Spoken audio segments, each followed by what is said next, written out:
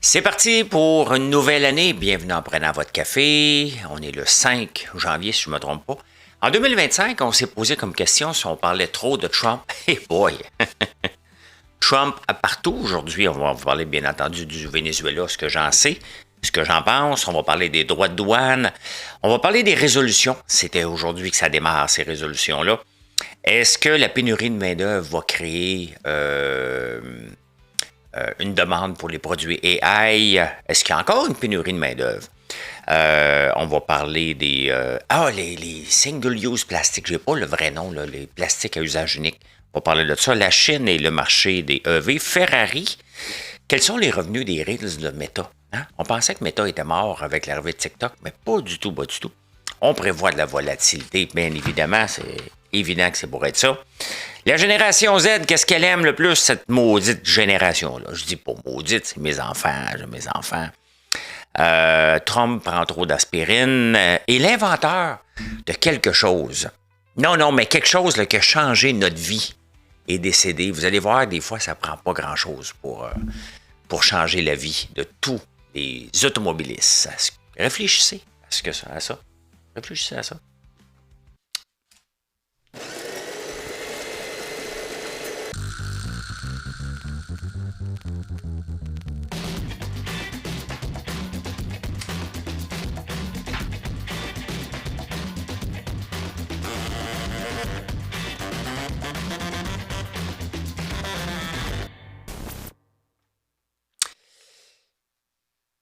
Quel début d'année hein, qu'on va avoir avec l'instabilité de Trump. Ben, ça fait déjà presque un an qu'il est au pouvoir. L'année passée, j'ai raté son arrivée au pouvoir parce que j'étais dans la maison de Big Brother. Donc, j'avais tout raté, le chaos qu'il avait créé. Mais on dirait qu'il aime ça créer le chaos au début d'année pour se reprendre après. Mais là, c'est tout un chaos, le Venezuela. Je fais partie de ceux qui se disent qu'il n'y a pas le droit d'aller là. Faut penser à la souveraineté du pays. Et comment ça se fait qu'il n'a pas demandé à l'international? Ça faisait quand même plusieurs semaines, voire mois, qui faisait des choses, presque des crimes de guerre. Là. Il y a eu un de ces sénateurs qui est accusé, vice-président, whatever, je ne sais pas c'est quoi son rôle, le gars de la défense, qui avait été presque accusé de crimes contre crimes de guerre. Là, il débarque au Venezuela pour prendre le contrôle du pays. Il n'en parle pas à l'ONU. Le problème avec ça, c'est que est-ce que le peuple vénézuélien était heureux? Non, ils partent de partout. Il y en a partout en Espagne, il y en a beaucoup en Colombie, il y en a partout. Ils s'en vont du pays parce que c'est un pays qui est contrôlé avant par Hugo Chavez, maintenant par Maduro. Mais malgré ça, en quel droit que Donald Trump s'autorise le droit d'aller le capturer? C'est ça qui est dérangeant dans tout ça. Le problème, c'est qu'il va donner de la légitimité à la Chine d'aller attaquer Taïwan, ce qu'ils veulent faire depuis un bout. Comment les États-Unis vont pouvoir avoir de la crédibilité au point de vue des conflits mondiaux quand ils vont dire, ben non, tu n'as pas le droit de venir occuper un territoire alors que c'est ce qu'ils font en ce moment. Il faut appeler un chat un chat. Là, les États-Unis occupent le Venezuela. C'est ça. Pourquoi? Et la première chose qu'il dit, ça va rapporter beaucoup d'argent. Beaucoup d'argent. Et c'est là le nez de la guerre. Le nez de la guerre. Bravo, François. Mais c'est là la clé. Dans tout ça, c'est pas drôle, mais je viens de faire un lapsus complètement niaiseux. C'est là la problématique, c'est rapporter beaucoup d'argent pour les entreprises américaines. L'autre challenge avec le pétrole du Venezuela, c'est les États-Unis décident de s'approvisionner beaucoup au Venezuela. C'est du pétrole lourd, comme le nôtre, comme les sables bitumineux. De qu'est-ce qui va en rester du pétrole canadien si les États-Unis veulent faire de l'argent avec le Venezuela, parce que c'est toujours ça. Le pétrole, l'argent, tout le temps, tout le temps, tout le temps. Donald Trump le dit en partant. Donc, est-ce que ça inaugure bien pour le pétrole canadien? La réponse est non, bien évidemment. Il va vouloir rentabiliser son coût d'État, son occupation. Fait que, surtout qu'il dit qu'aux États, les compagnies américaines comme Chevron, Exxon, vont débarquer au pays pour opérer. C'est une occupation. Donc, j'ai hâte de voir ce que la Chine va faire avec Taïwan maintenant.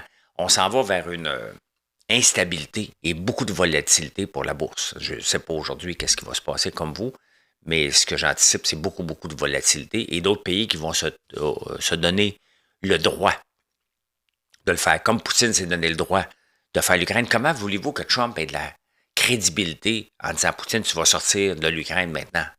Il n'y a pas de crédibilité, là. C'est ça que ça a fait.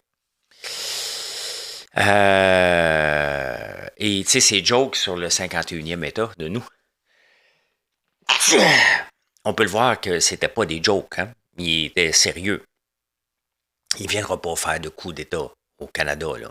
Il ne viendra pas prendre possession du Canada, là. Oubliez ça. Mais quand même, hein? Quand même, on ne s'attendait pas à ça du tout, du tout, du tout.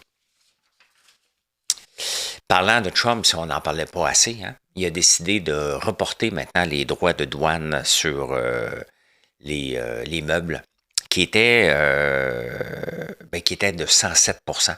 Donc, il va le faire passer à 2%. Donc, on peut voir qu'il se rend compte que, wow, OK, ça crée des problèmes, ça crée de l'inflation, ça crée Puis, sa base commence à en avoir plein son casque parce qu'elle est pauvre. Il a promis à tout le monde d'être riche et la base de Trump commence à être de plus se dire, ouais, mais c'est parce que là, tu nous empêches d'acheter des meubles, tu nous empêches de faire ci, tu nous empêches de faire ça, parce qu'il n'y a pas juste vers le Canada, il y a les autres pays, hein, la Suède, le Danemark, qui exportent beaucoup de meubles vers les États-Unis et que les Américains achètent parce que c'est moins cher. Ben voilà, hein, ils reculent sur ça aussi. Quel début d'année? Les débuts d'année, c'est aussi l'occasion de faire un bilan sur l'année qui vient de passer. Et l'Arabie saoudite. Hein, on aime bien ça, l'Arabie saoudite. Pas tant que ça, là. Mais on n'en parle pas beaucoup, mais sachez, hein, les droits de l'homme là-bas. 356 personnes ont été exécutées en 2025. C'est énorme. Pour des peccadilles, là. Tromper ta femme. Surtout la femme tromper son homme. Des niaiseries, là. Les droits de parole, si t'écris quelque chose, ça se peut, hein. Les femmes ne peuvent pas sortir du pays si on se marie avec un Saoudien. Un beau pays, hein? Un beau pays. Fait que quand je vois qu'on veut faire des échanges internationaux avec ce genre de pays-là, quand on achetait le pétrole, parce que là, maintenant, on n'achète plus, ou très peu, là, de l'Arabie saoudite ou même de l'Algérie. Et c'est ça la clé du Canada. Notre pétrole n'est pas sale, politiquement, éthiquement. Peut-être sale, c'est peut-être du sable bitumineux, là, mais puisque la planète en a besoin, et on ne fait pas partie de ces pays-là dérangés. Ben c'est là, c'est notre clé. C'est ça qu'on devrait dire, constamment. Éthiquement, notre pétrole, il est propre. On est un pays propre. Résurrection, ben c'est aujourd'hui. On est lundi aujourd'hui, là. Pourquoi attendre? Moi, j'ai commencé hier. Jeûne. Je suis en train de jeûner au moment que vous écoutez ça. Je le faisais souvent, mais c'est trop difficile au mois de novembre et décembre. On travaille trop. Les horaires ne sont pas stables. Pour être capable de jeûner, comme je le fais des 24, 40, des fois 72 heures, ben, il faut avoir un horaire stable. Pas un horaire où on se pitche partout, qu'on est déjà stressé. Le stress, très difficile de jeûner quand on est hyper stressé. Et je l'étais au mois de décembre parce que j'ai beaucoup de choses à faire. C'est notre gros mois de l'année et j'avais de la misère, fait que là, je suis en train de jeûner. Donc, je vais recommencer mes résolutions. Mais mes résolutions, c'est des maintenir. J'ai pas grand résolution. 58 ans, là, encore un bon bout de temps à vivre, là, on va se le dire. Mais ma résolution, c'est de maintenir mon taux, mon poids et surtout mon taux de gras normal, faire de la musculation, être en santé. Et la santé, ben, commence par l'alimentation. Donc, de donner des chances de notre bord, c'est ce que j'essaie de faire le plus possible sans devenir trop sévère, sinon on finit par abandonner. Tu sais, mon taux de gras est à 19%. Essayez de le baisser à 16, là, 14. C'est fini, ça. Pour avoir un 6-pack. Je l'aurais plus, le 6-pack. C'est pas important. L'important, c'est de maintenir 19, puis peut-être dans 5 ans, on va vous dire, c'est de maintenir 22, puis peut-être dans 7 ans, ça va être de maintenir 25. C'est tough en vieillissant. Mais je vais essayer de maintenir toujours en bas de 20, là. Mais comment je le mesure? J'ai une balance Renfo que j'ai payé 29$ sur Amazon qui me donne, c'est pas précis, mais ça me donne un bon indice sur une longue période, si je maintiens ou pas. Et cette année, on va renégocier, comme si on ne parlait pas assez de Trump, on va en parler encore, l'accord de libre-échange avec le Mexique et les États-Unis. Notre accord actuel est bon jusqu'en 2036, mais c'est prévu dans la loi que en 2026, vers le mois de juin, qu'on peut revoir l'entente et renégocier l'entente. J'ai hâte de voir. Il y a beaucoup qui parlent que, que Trump attend ce moment-là pour attaquer la gestion de l'offre encore. Il va le faire, là. Et je me demande qu'est-ce qu'il va mettre comme tarif maintenant et quel est l'impact de la gestion de l'offre du lait sur cette renégociation-là. Ça va faire mal. C'est impossible que ça ne se fasse pas sans douleur et qu'on ne demande pas encore des concessions vis-à-vis de la gestion de l'offre. Il va falloir donner des concessions parce qu'on va la protéger à tout prix, comme d'habitude. Et le lobby du lait est trop fort. On vient de leur donner 5 milliards puis ils continuent à chialer. Ils continuent à m'attaquer. On va le dire. Ils continuent à m'attaquer sur ma page Facebook dès que je mentionne. Même si j'achète du lait, ils vont trouver le moyen de m'engueuler pareil. Donc, c'est sûr qu'en 2026, à partir de avant juin, puis à partir de juin, on va parler beaucoup de la gestion de l'offre et voir qu'est-ce que Trump va faire. Nous, on est à la merci de ça. On va dire oui ou non, mais on n'a pas grand-chose à négocier. On n'a absolument rien à négocier. C'est lui qui va négocier et on va dire oui ou non, tout simplement. Tout simplement. 2024 était l'année des podcasts. Il y a eu beaucoup de podcasts, il y en a encore beaucoup. Là, je vais me dire, on est en 2025 aussi, l'année des podcasts, mais 2025-2026, de plus en plus, des newsletters. Et j'ai le goût, moi aussi, de vous en écrire peut-être une par semaine, une newsletter, sur un nouveau site qui s'appelle Substract. J'en vois beaucoup passer et je m'intéresse à ça parce que je pourrais écrire, mettons, le mercredi, une newsletter sur les placements, tout en respectant les règles de l'AMF parce que je ne suis pas un conseiller financier. Et je pourrais en faire une autre la fin de semaine, mettons, ou une par semaine sur l'entrepreneuriat. Donc, je suis en train de réfléchir à ça. Donc, commencer ça peut-être d'ici 2 semaines, en faire au moins une, puis voir comment ça se déroule. Vous aimez les newsletters. Il y a un site pour ça qui s'appelle Substract. Donc, c'est un nouveau réseau social, comme s'il n'y en avait pas déjà assez.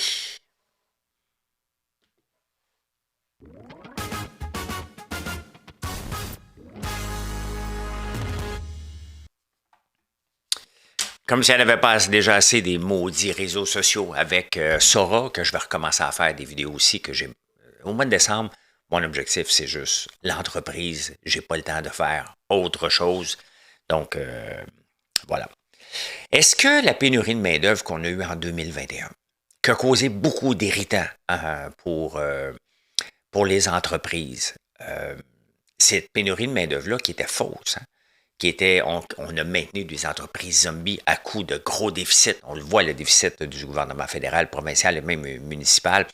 On a créé des emplois. On a volé des jobs aux petites entreprises en créant des fonctionnaires. Littéralement, c'est à peu près 250 000 nouveaux emplois qu'on a fait à travers le Canada dans les différentes municipalités qui auraient pu aller travailler pour des pour des PME ou des entreprises qui ont créé une pénurie d'emplois. Il y a beaucoup de conventions collectives, et j'en ai parlé dans la STM, qui en a une convention collective qu'on ne peut pas s'automatiser, qui va faire perdre l'emploi. Si on veut le faire, on peut le faire, mais on garde les emplois intacts. Donc, on ne peut pas s'automatiser, on ne peut pas s'améliorer. Tant que ça, on ne peut pas congédier. C'est aussi débile que ça, certaines conventions collectives. On a signé ça parce qu'on était assez débile aussi. Donc, il n'y a aucun bon sens. Là. On se le dit, ça n'a pas aucun bon sens. Sauf que des entreprises comme les miennes, comme la mienne, d'autres regardent pour automatiser, pour informatiser le plus possible, pour améliorer le travail à la chaîne, peut-être avoir des robots éventuellement. Tesla mise énormément sur les robots Optimus. On n'est pas rendu là, mais on va le voir en 2026, 2027, peut-être 2028, l'arrivée de robots. C'est sûr que c'est inévitable qu'on va voir des robots dans des usines. L'arrivée de l'intelligence artificielle, j'en fais partie et je regarde ça tout le temps. J'ai des employés qui font les gaufres et des bouchées de gaufres, mais je le sais que ça va pouvoir être fait par un robot éventuellement. Est-ce que je veux revivre les pénuries de main-d'œuvre qui me causent des soucis toujours au mois de décembre, mais tout le temps, alors que je pourrais avoir des robots pour faire des tâches, certaines tâches dans l'usine, ben c'est certain que je vais regarder ça. Moi aussi, j'ai eu une pénurie de main-d'œuvre. J'ai travaillé fort pour en avoir. On a pu compter pendant la pandémie sur les jeunes.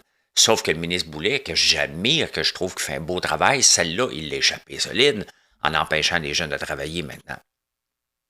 En s'immisçant dans le rôle de parent. Ça a été un mauvais coup, selon moi, du ministre Boulet, parce que ça nous a permis à nous, un paquet d'autres entreprises, alors que les jeunes étaient à la maison, ça nous a permis. Maintenant, son excuse était de dire, le nombre de blessures par les jeunes a augmenté de 1000 ben, c'est bien évident. Il y en avait un qui travaille avant, maintenant il y en a 10. Donc c'est certain que s'il y en a un qui se blesse sur 10, avant c'était une fois de temps en temps, sur le lot, vous comprenez là, que l'augmentation, en pourcentage, est pas mal plus élevée. C'était ridicule comme statistique. Et ça privait des jeunes. On veut leur enlever les réseaux sociaux. On les empêche de travailler, mais qu'est-ce qui va leur rester? Jouer au ballon chasseur dans la cour d'école? Ils peuvent même plus jouer au ballon chasseur dans la cour d'école. Ils peuvent pas monter une butte. Tu sais, à un moment donné, qu'est-ce qu'on fait avec les jeunes? Il y en a qui veulent travailler. Moi, j'aurais été malheureux, ben raide. J'aurais dit à personne, gars, fais-moi travailler, tu me paieras quand j'aurai l'âge. J'aurais pas accepté ça. Il n'y aurait pas pu, là, mais quand même. Donc, on veut empêcher les jeunes de travailler. On veut les empêcher d'aller sur les réseaux sociaux. Ils ne peuvent pas jouer à rien dans la cour d'école, sans mettre un casque et whatever. Quel genre de génération qu'on veut faire? Les ramener au temps d'une paix? Aux filles de Caleb? Mais non, c'est pas ça qu'on veut. C'est pas ça qu'on veut. Mais est-ce que l'AI va prendre l'ampleur malgré le peur en chef qui nous fait peur? Les entreprises n'ont pas peur. Les entrepreneurs qui voient l'avenir positivement n'ont pas peur de l'intelligence artificielle. Ça ira pas derrière un dépanneur, là. On n'est pas là. Mais définitivement que dans certaines tâches, dans mon usine, je vois déjà certains endroits où je pourrais avoir des robots et que je vais regarder sérieusement, éventuellement. Pas pour couper des emplois, là, comprenez-moi bien. Pour augmenter la production, pour faire encore plus de ventes, pour que les employés fassent autre chose. Parce qu'il va toujours avoir une croissance des employés chez nous. Tout le temps, tout le temps, tout le temps. Il n'y aura jamais de remplacement. Mais mettons pour mettre les savons dans les boîtes. Est-ce qu'un robot pourrait le faire? C'est long. J'en ai fait dans le temps des fêtes parce que je faisais toutes les tâches possibles. Là. Est-ce que c'est long? Ben oui. Est-ce qu'un robot pourrait le faire? Ben oui. Est-ce qu'une machine pourrait le faire? Ben oui, une machine pourrait le faire aussi. Mais je ne suis pas encore assez gros pour mettre une machine, mais je suis assez gros pour avoir un robot, par contre. Parce que les autres peuvent faire ça toute la nuit. Là. Il ne dort pas, le robot. Là. Hein? Hey, j'ai écouté quelques documentaires et moi-même, mon visage a été utilisé souvent pour frauder des dames. Maintenant, de moins en moins. Il faut croire que je vieillis et je suis moins rentable pour les fraudeurs. Tant mieux. Ils vont en prendre quelqu'un d'autre. Mais j'ai écouté quelques documentaires sur Netflix sur les femmes surtout. Ils ont montré un homme qui se font avoir des fraudes amoureuses. Faites donc attention. Admettons là, que moi, là, je vous dis, je suis disponible sur Tinder. Là. Si je ne veux pas être là, je ne serai jamais là. OK? Bon, j'assume mon couple va continuer à bien aller et je vais le travailler, mais admettons, là, je n'irai pas sur Tinder. Vous ne me verrez jamais là, même si je tombais célibataire. Ce qui n'arrivera pas, là, mais mettons. Puis là, je vous dis, je suis un successful homme d'affaires, puis à un moment donné, je vous demande 1000 piastres. Poussez-moi courant. N'importe qui va vous demander de l'argent dans une relation amoureuse, sous prétexte, dites non. J'ai tellement écouté, il y a tellement de fraude. Il se déclare quelqu'un de successful, vous commencez une nouvelle relation. Il se déclare quelqu'un de successful, puis il vous demande de l'argent. Partez à courir. Vous allez vous faire fourrer. Financièrement. Allez écouter, faites comme moi, perdez du temps à écouter des true crime comme ça va vous mettre en garde, mesdames. Il y en a quelques messieurs, mais c'est surtout mesdames.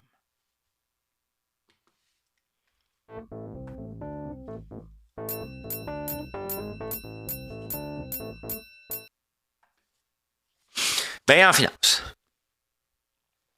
attendez-vous à beaucoup de volatilité, que ce soit aujourd'hui, dans les prochains jours. Quelles sont les valeurs refuges dans ce temps-là? Devinez, l'or et l'argent qui étaient déjà en surchauffe. J'ai bien hâte de voir qu'est-ce qui va arriver en tout cas aujourd'hui Et dans les prochains jours, avec ce qui se passe au Venezuela, ce qui se passe en Ukraine, ce qui se passe en Taïwan, ce qui se passe, il y a une autre frontière, Thaïlande et le Cambodge, je pense. Il y a tellement de friction un peu partout quand ce début d'année-là. Et d'ailleurs, on n'a pas eu le Santa Claus Rally. Là. On devait avoir le Santa Claus Rally, c'est que ça monte en fin d'année, puis dans les prochains premiers jours, ça n'arrivera pas du tout, du tout, du tout. Est-ce que le Bitcoin va servir de valeur refuge? On va aller voir tout ça. On va aller regarder un petit peu ce qui se passe. Le Bitcoin est remonté à 91 000. La crypto aussi, XRP a monté aussi beaucoup, pour ceux qui aiment l'XRP. Mais on va voir. Là, au moment que j'enregistre ça, bon, les marchés ne sont pas ouverts, là. Donc, parce que vous m'écoutez peut-être à 4 heures du matin, il n'y a rien d'ouvert. Les pre-market est ouvert. Mais pour le moment, on ne voit rien. J'ai hâte de voir le dollar canadien. Parce que si on pense que le pétrole canadien va mal aller, la demande va moins aller, les gens vont vendre le dollar canadien, ce qui est bon pour nos placements américains. C'est un fait. Là, il y avait quand même beaucoup monté. Le dollar, donc si on regarde sur un mois, c'est stabilisé, mais quand même, il est parti de 71 à 73 pour redescendre un peu. Donc, il va y avoir beaucoup de choses à regarder aujourd'hui. Donc, j'ai hâte de vous parler demain par rapport à ça. Mais il va y avoir beaucoup, beaucoup, beaucoup de choses à discuter. Donc, beaucoup de volatilité. L'or va être à surveiller. C'est sûr que l'or va monter. C'est sûr que l'argent va monter. C'est pas sûr. Il n'y a jamais rien de sûr, mais on peut penser que les valeurs refuges, le Bitcoin nous donne un petit indice. Avec l'augmentation sur 5 jours, quand même intéressante, là. Il est parti de 87 à 91, donc il a pris 4 000 $. Donc, ça va être surveillé un petit peu. Hein? C'est le fun d'avoir un symbole qui s'appelle RACE. Hein? C'est Ferrari. Ferrari, sur un an, il faut que je fasse attention en prenant year-to-date, n'a pas super bien été sur un an.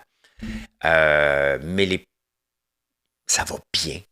Ça va bien comme entreprise. Ils ont un booking jusqu'en 2027. Vous voulez avoir une Ferrari, tel numéro, telle chose, mais il va falloir attendre jusqu'en 2027. Puis Ferrari a créé un modèle où tu dois, pour avoir certains modèles, tu dois en acheter à chaque année. Donc, un peu comme Luc Poirier fait, mais quand même, hein, sur 6 mois, ça a descendu. Mais ça devrait, techniquement, ce que les analystes disent, bien, ça va tellement bien que ça devrait augmenter. Ferrari, une entreprise qui a un booking jusqu'en 2027. J'aimerais tout ça, moi. On aimerait tout ça, nous autres aussi? Ben oui, on aimerait ça. La Chine a maintenant 13%, ça n'a pas pris de temps, là. 13% du marché du EV en Europe. Donc, il a détrôné Tesla, c'est BYD surtout, qui domine. Et BYD, justement, on parle des ventes, puis là, les gens disent « Ouais, mais en pourcentage, ça a diminué. » Bien, c'est bien évident que quand ils arrivent dans les marchés vierges, puis ils ont 1% du marché, ils l'inondent, bien, à un moment donné, la croissance, ça ne peut pas augmenter de 5%, 10%, 20%, 40% chaque année comme c'était, là. Là, c'est normal que le pourcentage diminue parce que le marché du EV aussi est moins populaire qu'avant. Parce que l'autonomie n'est pas là. Surtout ici, parce qu'on n'a pas de modèle chinois. Et d'ailleurs, pendant des modèles chinois, la Norvège vient de retirer ses autobus chinoises. Ils ont découvert que les autobus chinois en Norvège électriques envoyaient des données à la Chine. Et que la Grande-Bretagne aussi. Et ça me déçoit un peu, parce que j'ai toujours dit non, ça n'a pas de bon sens, ils ne feront pas ça. Mais ils peuvent contrôler l'autobus à distance. Les Chinois. Pourquoi ils font ça? Pourquoi vouloir faire ça? Est-ce que c'est vrai? Est-ce que c'est pas vrai? Est-ce que c'est des lobbies qui font croire que il y a ça dans les autobus? Mais quand même, les Chinois, il va falloir qu'ils s'aident un peu aussi. Là, parce qu'ils donnent raison aux complotistes solides en faisant des choses comme ça. Alors, en parlant de complotistes, là, je fais une parenthèse, même si on est en finance. Là, on est en 2026. Là. Venez pas sur mes réseaux parler de COVID. OK, dégagez, allez ailleurs. Allez ailleurs en 2026. Ça ne m'intéresse pas de vous voir, ça ne m'intéresse pas de vous lire. Et moi, je vis dans le présent et dans le futur. Je regarde le passé, là, mais je m'en fais pas trop avec le passé. Ce qui est important, c'est mes gestes d'aujourd'hui. Donc, si vous venez m'écœurer en 2026, je vais vous bloquer, tout simplement. Ça ne m'intéresse pas de parler de la COVID. Ça m'intéresse pantoute, pantoute, pantoute. Ça ne m'a jamais intéressé. Jamais. Donc, arrêtez de venir m'écœurer sur mes réseaux sociaux, là, puis vivez dans le présent et dans le futur. Faut s'en souvenir. Ben oui. Ben oui. Moi, j'ai eu des ex. Il y en a que je me souviens, puis il y en a que je me souviens pas. Mais j'en parle pas tous les jours. Revenons à nos moutons. Revenons à nos moutons. Vous savez, regardez comment, des fois, on peut mettre des règles qui sont débiles. Ici, on a mis une règle sur le single-use plastique, donc les ustensiles, les pailles. On a dit, non, c'est terminé ici.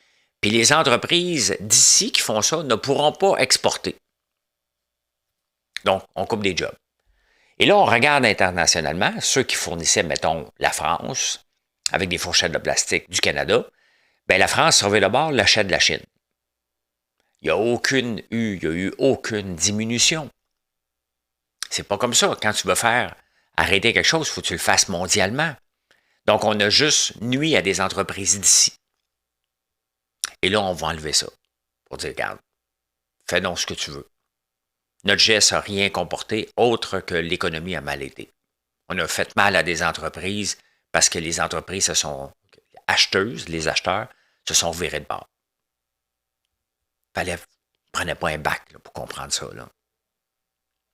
On pense qu'en disant non, tu ne pourras pas exporter, que les autres pays vont dire ben on ne peut pas acheter, on ne peut pas acheter, on ne peut pas acheter, on peut pas acheter. Ben non. Mais non, ça ne marche pas comme ça. Je suis très actif sur Facebook. Plus que sur TikTok. TikTok, je fais des lives, là, mais c'est ma plateforme, c'est Facebook, c'est YouTube. TikTok, c'est parce que je manque de temps pour faire des vidéos. Je manque tout simplement de temps. Mais les Reels sur Facebook, ça fonctionne. Oh, que ça fonctionne. Regardez les chiffres. 50 milliards de revenus pour Facebook avec les Reels. Donc, l'équivalent de TikTok,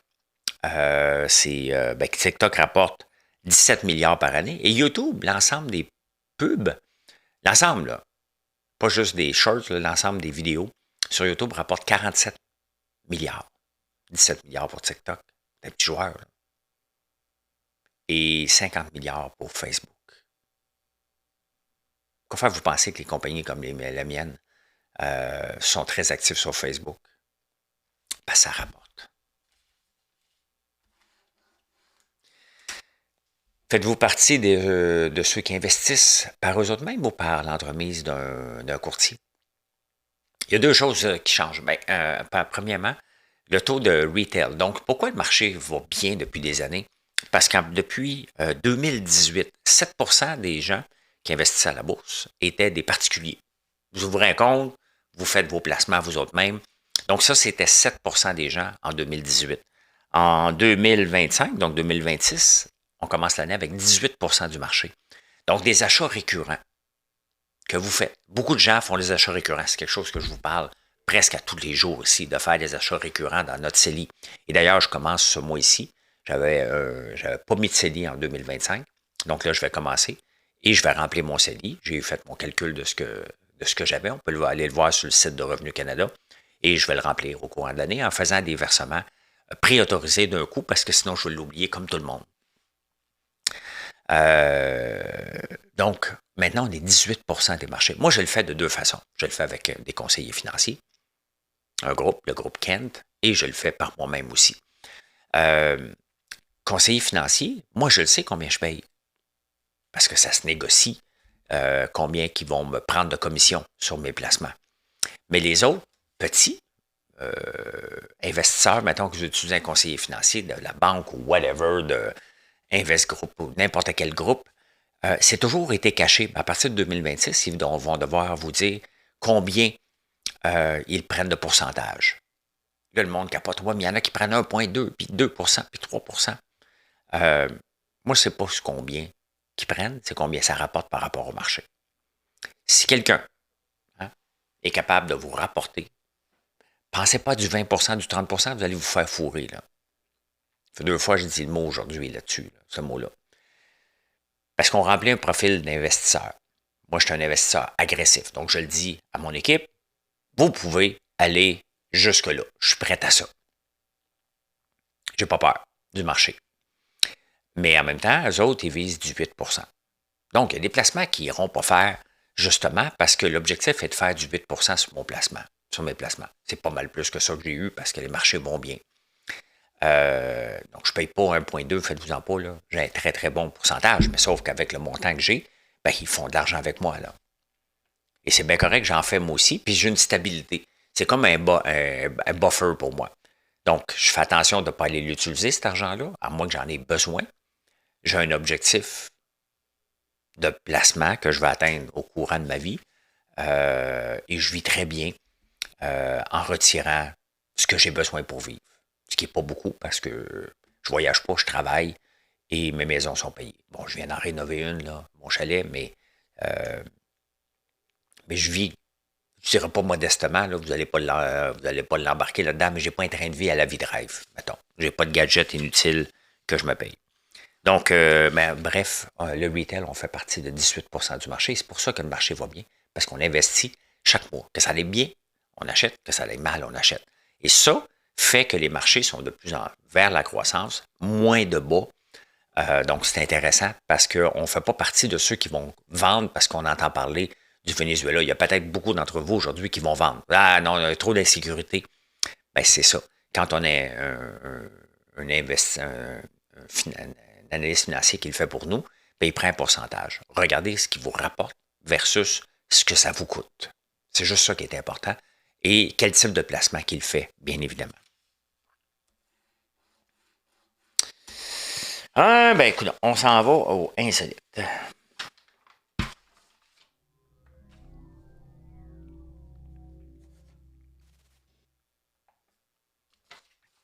Génération Z, ça, c'est mes enfants. Première chose qu'ils veulent faire comme résolution 2026, méditer. Je vois Mathieu assis ici devant moi. Faire des Hare Krishna. Ils veulent zéro caféine. Je ne fais pas partie de la génération Z. Moi, j'aime le café. Et ils veulent prendre des bains de glace journaliers. Quand même. Je trouve que cette génération-là, c'est une belle génération. La génération Z. Ils n'ont pas parlé d'être sur le party, de voyager. Non. Méditer, prendre moins de café et de prendre des bains de glace. Je pense que c'est pas pire, hein? Avez-vous des tendances anglophones? Hein? Il y a beaucoup de chants de Tremblay au Québec, puis je ris souvent par rapport à ça, parce que ça fait partie d'un moment donné au Québec, il y avait des noms anglophones parce que on voulait que les enfants puissent réussir avec un mot, un nom anglophone, comme si c'était le nom qui était important. Et ben les Anglos, si ça vous tente, là, je fais des blagues avec les chants de Tremblay parce qu'il y a effectivement des noms anglophones au Lac-Saint-Jean avec le mot Tremblay. Mais en Angleterre, les deux mots intéressants cette année, les hommes, ils l'appellent George. Très imaginatif. Et les filles, Clémentine. Clémentine, il me semble qu'ils se donnent la misère un peu. Hein? Je ne sais pas pourquoi. Il doit y avoir une reine Clémentine qui est décédée, puis de pourquoi de Clémentine, si vous le savez, vous me le direz. Hey, Trump, il aime ça, lui, son sang clair. Fait qu'il prend trop d'aspirine. C'est pour ça qu'il est allé à l'hôpital passer un scan et que des bruises sur les mains. C'est parce que lui, il aime son sang clair. Il est-tu assez capoté, lui? Savez-vous votre sang comme acquis, vous autres? Il y en a qui le savent. Moi, je ne sais pas si c'est clair ou épais. Mais il prend beaucoup, beaucoup d'aspirine. Il aime son sang clair. Faut être assez débile, ce gars-là. Hein? On est encore pogné avec lui pour un bout. Là. Et finalement, l'inventeur de quelque chose qui a changé notre vie. Quand vous mettez de l'essence dans votre auto,